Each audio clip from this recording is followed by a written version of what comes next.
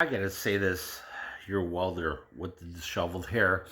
The only reason Democrats look at the video of what they said in the past, how they wanted Maduro out, or actually it was Chavez out, because he was destroying Venezuela, and then now they're protesting that Donald Trump done what they exactly said to do back in 2016.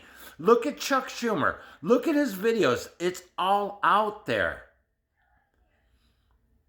It's insane the hypocrisy that they have. Oh, let's let immigrants steal money from the taxpayers.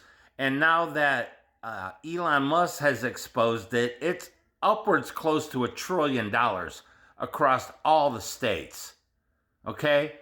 And we're wondering why we are at a $37